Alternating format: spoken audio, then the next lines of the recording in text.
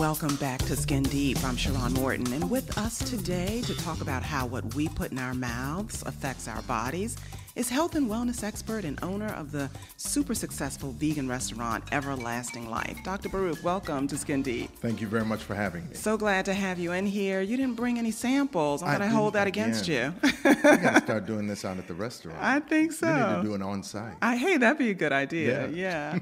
So we're going to talk to our audience about all the great things that you do at Everlasting Life, but we're going to tell them a little bit about how you started this journey, which started way back in 1995 out of the garage at your home, and really how you were influenced by your second grade teacher. I know you've told this story a million times, but you don't mind telling it once again, right? Not at all. One day I'm going to run into my second grade teacher. Right. And she's going to say, I've been looking for you. And she's going to say, you owe me money. Yes, a lot.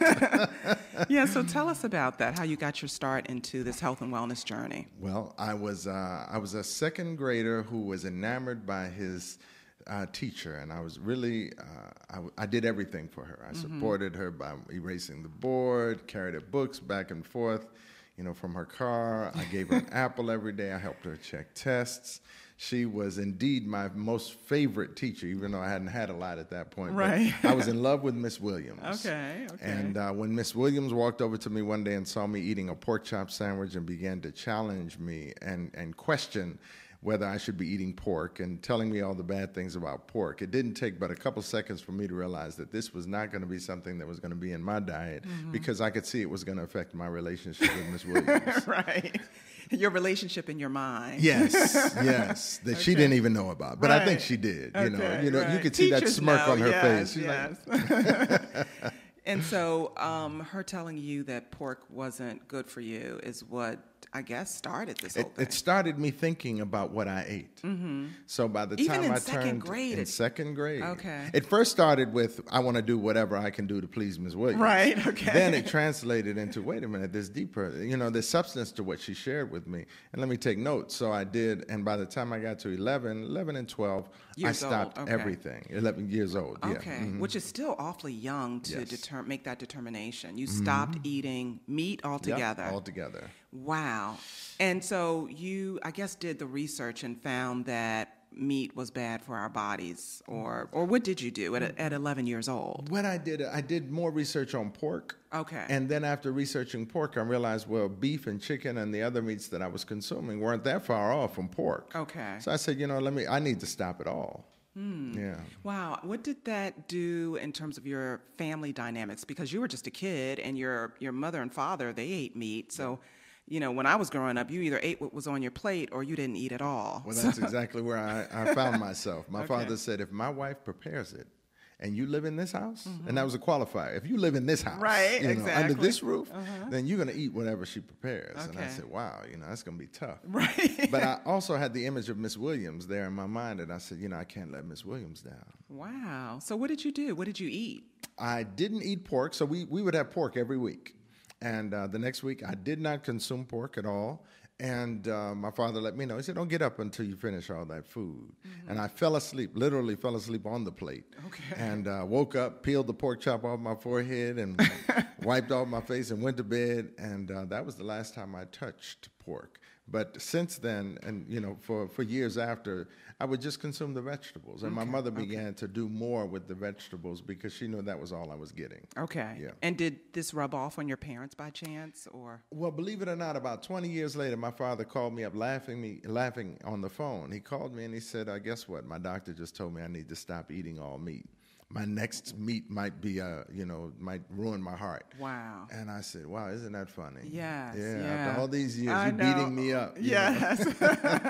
And my mother, she graduated into more of a vegan or vegetarian lifestyle not long after I made the transition. That's amazing. Yeah. Wow, you rubbed off on them. Yeah. So, how do you rub off on other people? Because a lot of people grow up on Southern food, especially in the Black community, and even fast food today is a part of people's lifestyles. And a lot of people also think that eating healthy means having no taste. Yeah. So what should they begin to do to get on the path to health and wellness? Well, rewind 40 years, it didn't have any taste. Okay. You mean eating vegan, healthy? Yeah. Yeah, Vegan. eating vegan was like really difficult. Yes. Like, Was, I mean, yeah. why am I doing this to myself? It was painful. Yeah. But now with so many analog meats or meat substitutes that are flavored and textured and given the same names as the food that you eat that would be meat, it's really not difficult at all now. Yeah, it's an easier transition. Yeah, and I think too, a lot of times people don't realize that sometimes you can get addicted to some of these foods. Sure. You know I was addicted to sugar at one point for a number of years, and it actually took me a number of years to shake that addiction. Oh, yeah. So people may not realize that it takes a concerted effort, but once you do it and you're consistent, I think things get a little bit better. What do you think? I think so. I think when you also change your friends, and my position and what I teach my students is you have to change your friends, and if you cannot or are not successful changing your friends, then you need to change your friends. And you mean that because birds of a feather tend to flock together and do what others do. So if your friends are all doing drugs, then you're around them long enough, you're going to do drugs. Right. So if they're all eating pork, then you're going to be eating pork. Right. It's gonna wrongfully influence you. Okay. And if you can't get them to change, then you need to move forward and find some new friends that kind of fit into the same space that you're wanting to move into. Okay, that's very interesting. I don't think people think like that. Yeah. A lot of times people may think, well, that's what they do. I don't necessarily have to do it, but we are very much influenced. Oh, yeah. And when you're around that group of people all the time, and that becomes the subject of so many conversations. Oh, what are you eating? That's true. Look, don't you want some of this pork chop? Right. And it does start to look really good. And speaking of looking really good, Dr. Baruch, your restaurant, you guys are able to make vegan food look and taste so good. How do you do that? I mean, how do you appeal to people's tastes? Well, first off, we know that the backdrop is we want to make it look, taste, and feel like what it is that they got that was dead animal flesh. So we want to give them that same experience without killing the animal and also without damaging their health. Okay. So that's the foundation, and we go from there. Okay, so is there a difference between health and wellness and going on a diet? Definitely. There is a difference. Okay. A diet has a limiter, a time delimiter many times. And with health and wellness, this is a transition. You're changing tracks, and you're now on this health journey, and it's a lifestyle adjustment as opposed to just a dietary shift. So what kind of help can people get to make this lifestyle change in order to embrace a better diet? And when I say diet, I don't mean like just going on a diet for 30 days. I mean a lifestyle that includes the diet of vegetables, more fruits and more vegetables. Right. Well, I think it's good to get a coach. And so when I work with my client base, I'm able to give them all of the reasons why so many other people couldn't do it, but also all the reasons why so many people were successful at it, so that they can already have programmed in their mind, okay, you know what? I'm not going to make the mistakes that other people made. I'm going to stay the course. I'm going to learn the information. I'm going to substantiate the change, and then I'm going to take it step by step so that I don't jump ahead only to find myself not really being able to stand up at that point and falling backwards. So your coaching does all of that? Yes. I mean, are you right there with your client? They're able to reach out to you when they're having a hard time. Yes. Almost sort of like, when you're Alcoholics Anonymous and you have someone there that's always, that you can call on. Yes. So are you that person? I'm that person. Okay, and you know what? I forgot to ask you, what is your website so that people can see what it is that you do? What's your website? Yes. So the website for the restaurants is www.eliferestaurantgroup.com. Again, www.eliferestaurantgroup.com. Back to food addictions, because so many people have them. You can be addicted to anything, chocolate, sodas, so many people have them. How can people actually learn to step away from those food addictions? Because I actually went through withdrawals. Sure. I mean, literally, sugar withdrawals. Yes.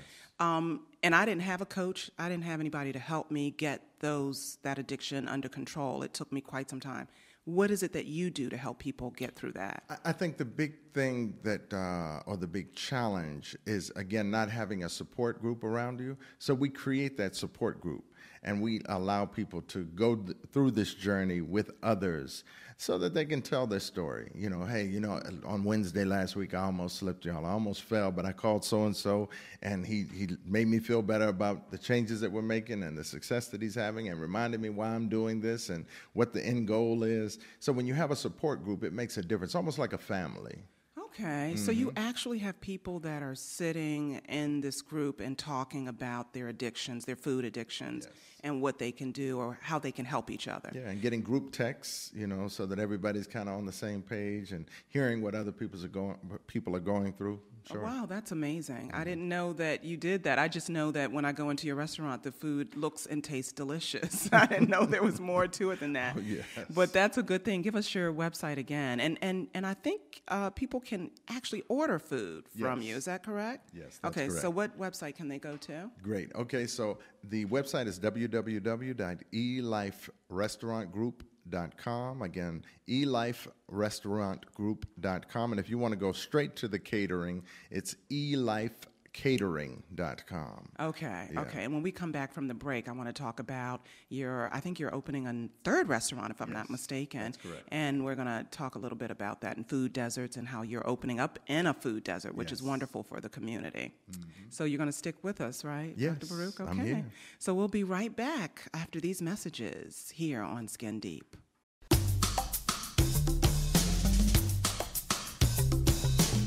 And we're back here on Skin Deep. I'm your host, Sharon Morton, here with the always informative health and wellness expert, Dr. Baruch, giving us the information we might not always want, but we know we always need, right, Dr. Baruch? That's right. That's right. Because when we know better, we should do better. And I'd add to that, Yeah. when we feel better about ourselves. Because a lot of us know better, but we don't make the right choice. It's so It's hard when we sometimes. feel better about ourselves, you know, you finally say, okay, enough is enough. Right. I'm done with it. I no longer want to subject myself to that because I'm at another level. Right, yeah. Yeah. You know, and sometimes, Dr. Baruch, it is hard to do right. Okay, it's hard to make good decisions, especially when the bad ones make us feel good in the short term. Yes. So speaking of that, soul food, it tastes good. I mean, Yes. it's what we were raised on, our parents, our grandparents. It goes back to slavery. And so, you know, just thinking about all those Thanksgiving dinners with macaroni and cheese and greens and, you know, fried chicken and turkey, you know, how do you turn away from that? Right.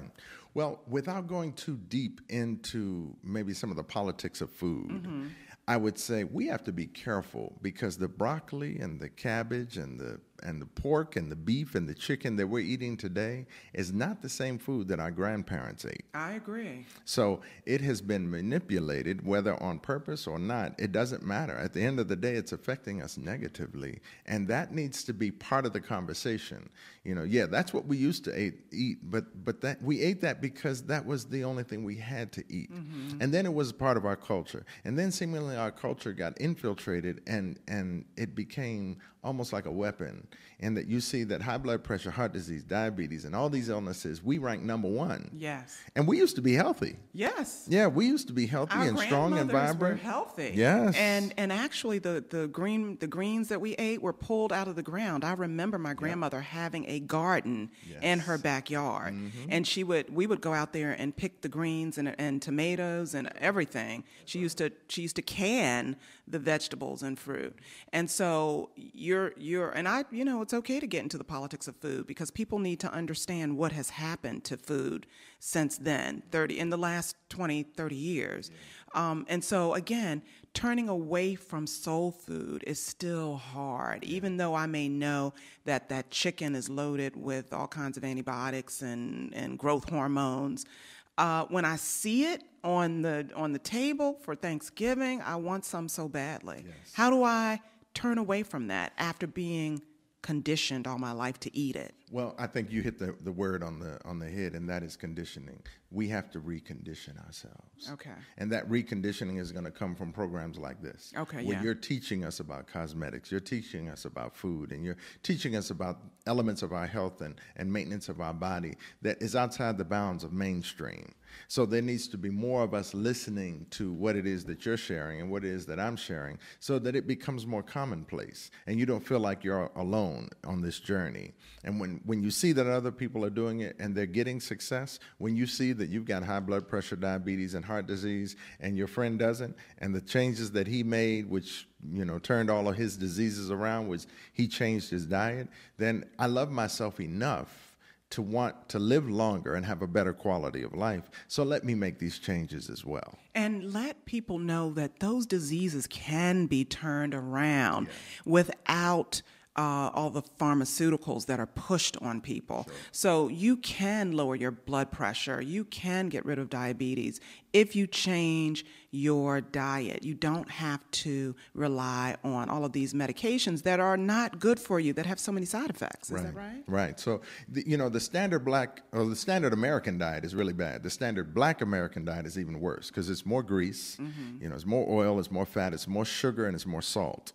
So we have to now graduate out of that. And there's also the conditioning. Part of the conditioning is, when I became a vegan, for instance, you're eating like white people. Yes. What is up with that in the Black community? If you eat healthy, you're eating white. What does that mean? Well, for the Black community, we actually embraced the counterculture at some point. We were called this different person. We were called these bad. We had these stigmas that were so. And at some point, we embraced the stigmas. And now that was what we.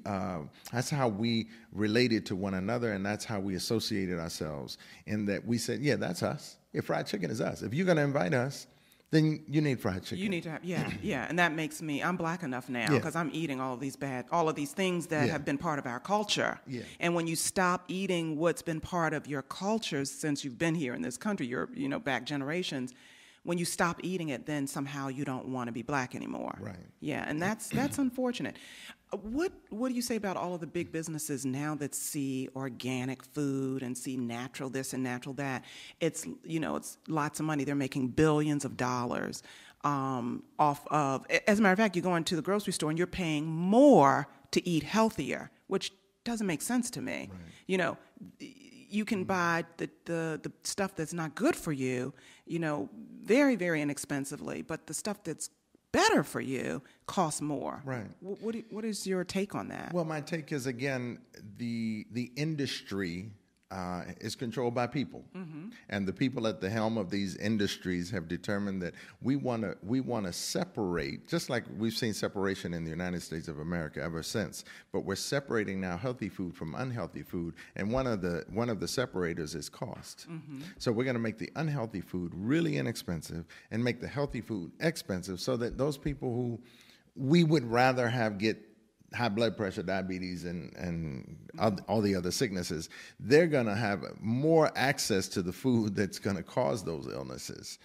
So again, at some level, we have to take more control over our food. Yeah. And that's getting into the restaurant space is why I did that. I knew that I needed to control the food.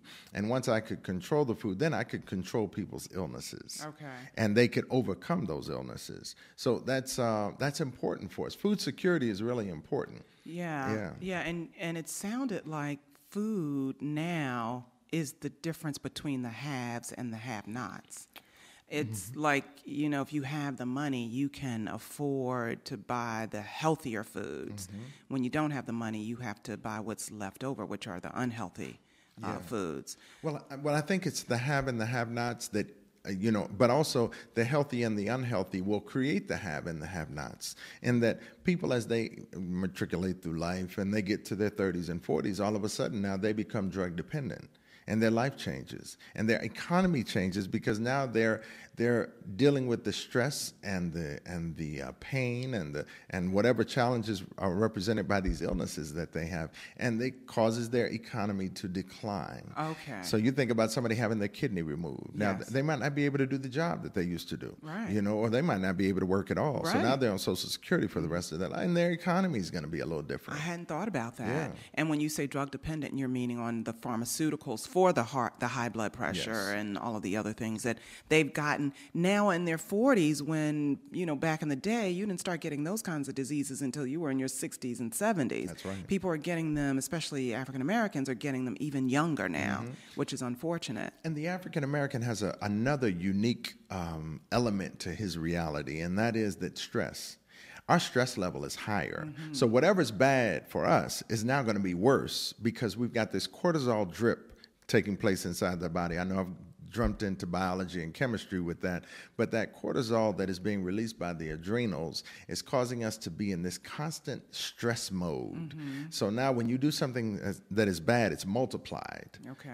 And when you're in the stress space, you want the bad for you food. You use it it's to a comfort. Yes. Sugar is very comforting. Very Cakes, comforting. pies, cookies. I've been there. Yes. Very comforting. So that adds to the disease in your body.